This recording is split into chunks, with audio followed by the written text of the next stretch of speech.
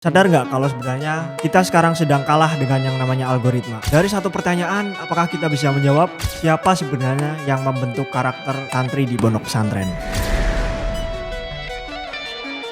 Coba kalian bayangkan, di banyak pesantren hari ini, gawai disimpan rapi, akses media dibatasi, niat baiknya adalah menjaga fokus, menjaga akhlak. Tapi di setiap santri pulang kampung, pasti mereka sedang ramai-ramainya menggunakan HP dengan waktu yang tidak terbatas, bahkan dengan algoritma yang sedang membentuk pola pikir mereka. Melihat data sekarang di Indonesia, lebih dari 70% santri aktif menggunakan media digital. Akan tetapi, kurang dari sepertiganya santri sekarang tidak memahami apa itu yang namanya literasi digital. Dari data tersebut kita tahu bahwa santri sebenarnya sudah memasuki dunia digital, akan tetapi mereka belum terbekali dengan literasi digital. Mari kita bedah satu-satu. Selama ini kita menganggap media sosial sebagai wadah dari dunia negatif. Yang pertama dari disrupsi media, kita tahu bahwa ada konten-konten ya mungkin kalian tahu lah tentang joget-joget, tentang hal-hal hoax yang banyak ditelan para santri dan para kaum-kaum pemuda. Solusi yang perlu kita ambil untuk hal tersebut, kita perlu melakukan pengawasan, kita perlu melakukan pembekalan, dan kita perlu melakukan peningkatan edukasi terhadap literasi digital. Namun coba sekarang kita berbicara tentang disrupsi media.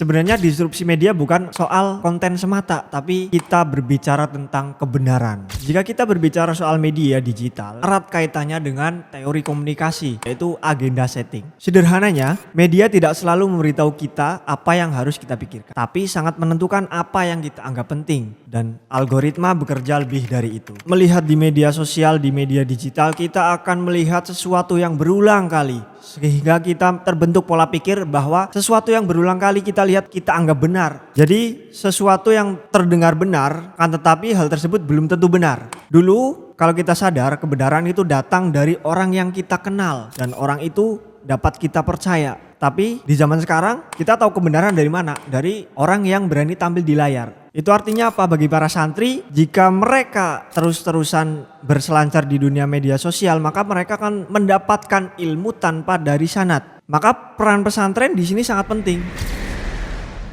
Pesantren harus membekali santri dengan literasi digital, dengan bagaimana caranya mengkonsumsi konten yang baik, bagaimana cara memilah konten yang baik. Pesantren perlu hadir di area tersebut.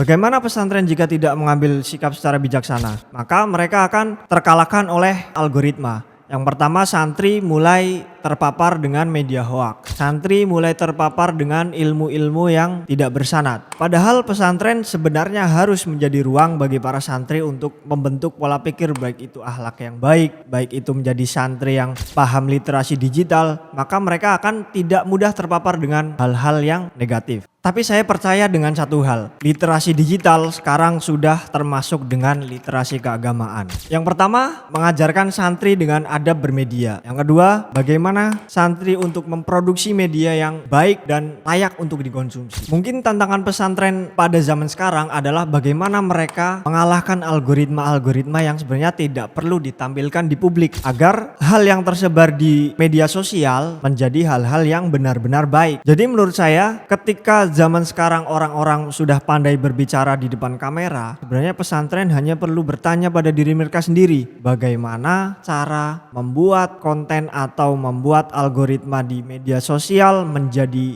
algoritma yang baik.